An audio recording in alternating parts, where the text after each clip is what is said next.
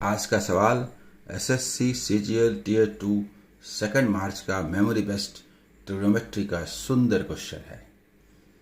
If the sides of a triangle are 16 cm, 20 cm and 28 cm, then what is the in radius in centimeter of the triangle?